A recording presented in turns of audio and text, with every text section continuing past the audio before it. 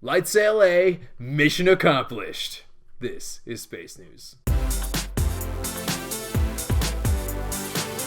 What's up, everybody? Good morning, good afternoon, good evening, whatever time of day it is. Welcome to Space News. Today we're going to give you an update on the LightSail-A mission. Right, so Bill Nye's mission to test solar sailor technology. It's had a dramatic mission so far with memory overflows and loss of communications several times.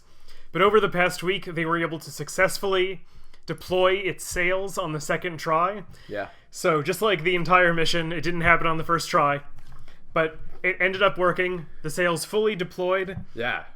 And they declare the mission a success, that now they've tested every major system, so they can work around all of these issues or correct for all of these issues during the real flight next year. I mean, most of these issues were very minor things. Software. Very minor software things that are easier to correct than having to, remanufacture, come up with whole new processing for the actual probe itself. So this is good news. Very good news. LightSail, is it going to be LightSail-B? The next it should be LightSail-1. LightSail-1? Yeah. Because we don't need letters anymore. We're going to numbers. So that'll be deployed next year sometime. Next year. So that's going to be exciting. I'm all ready for it now. And there's a cool little picture of LightSail with the sails deployed. So cool. Yeah, so with its sails deployed, LightSail-A, this test one, is actually going to re-enter Earth's atmosphere pretty fast now. So I think in the next few weeks-ish. Because it's in such a low orbit. The real one next year will be placed into a higher orbit, so when it deploys its sails, it doesn't have to worry about Earth's atmosphere. And it'll go out into the solar system to do things, which would be exciting.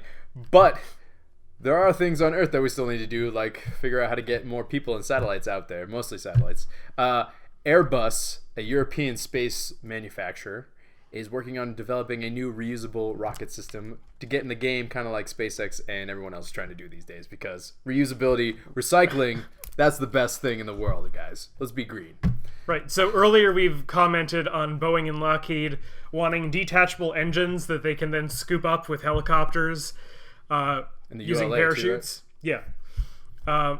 Now, Airbus says, okay, let's take that detachable engine idea, but maybe they don't like helicopters or something. I don't know. Yeah, I don't know. They just decide to put wings on it.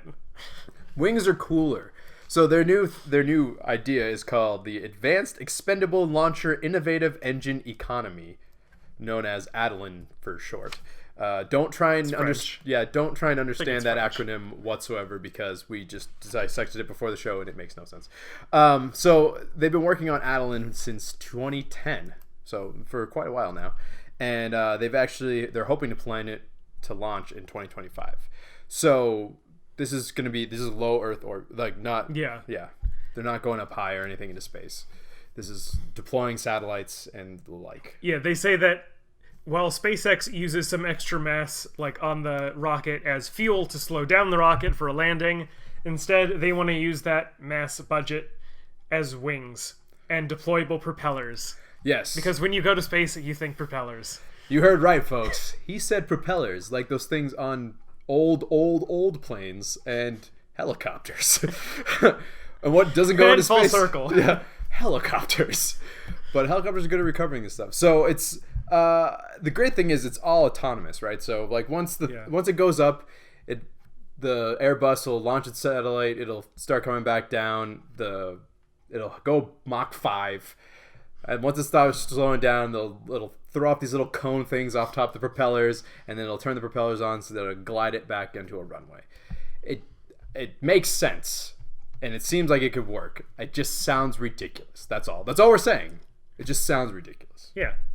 But if they try it and it works, that's wonderful. If they pull it off, all the more power to them, especially if they can pull off their interesting statement of claiming that it is more cost-effective than SpaceX's Falcon 9 rocket, which I have some doubts about. But Elon Musk, put your money where your mouth is, I guess. Just add propellers to everything. Add propellers to everything. I want you guys to Photoshop propellers onto all of SpaceX products from now on, just to compete with Airbus.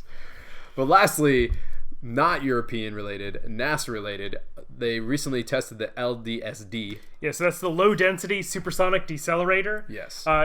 if we want to land on Mars, we need to be able to slow down. And since Mars has a very thin atmosphere, you need either like very big pieces in front of you to catch the air or very big parachutes.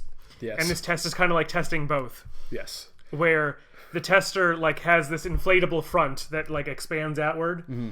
And that has worked perfectly in the past 2 tests. Right. The problem has been in a previous test, the parachute that they then deploy, after a few seconds, it started to rip apart. Yes. And then they tried testing it again this past week, and it just immediately disintegrated. Yes. Not a chance. So this is the largest parachute designed. It's 100 feet. So that's huge. That's like a third of a football field, if you know sports. That's a really big parachute. And yes, unfortunately, as soon as it was deployed, it just tore itself apart, which is very sad, especially after a year of waiting to test the second run, Right. having nearly the same thing happen again.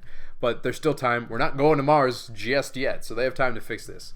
But what's interesting is the fact they call this the flying saucer because it is shaped like a flying saucer, like a UFO, and it spins, and they have like when the inflatable decelerators and deploy on the bottom, it increases the surface area, so that's why it helps you slow down as you re-enter the atmosphere. And they have to test this way up in our Earth's atmosphere because it's the closest to the Martian atmosphere that we have nearby. At that really thin atmosphere level. A very thin layer. But you can watch the video. It's very heartwarming until the moment where everyone is just silent and it's just depressed when they see the chute just fail. But this is a good sign where, I mean, testing is good. This is why we do this stuff. And, eventually we'll get it right. We only have to get it right once. And for, when we actually get people on there, that would be the best time to get it right, I guess. So if you want to help support the show, you can buy t-shirts, pillows. Kevin loves talking about the pillows. Bags of all sorts. Tote bags, pencil bags, those weird plastic bags people put on their back with the drawstrings so they can wear at the gym. Things. We got those too. You can get those over at Redbubble. The link is in the description below. And I think that's about it. You can also like and subscribe below. You can do that. I mean, you should do that all the time. Like and subscribe and comment about whatever your favorite future space technology is. And that's pretty much it. There's plenty more space news. We're going to have more space news all the time. And we'll be back like we always are next Monday. So thank you for watching. Thanks. And we'll see you out there. Thanks for watching today's video. You can like and subscribe down below, as well as comment on all the different subjects that we talked about today. You can find other content elsewhere on the internet, so look for those links. You can also watch a random video of our channel right here. Thanks for watching.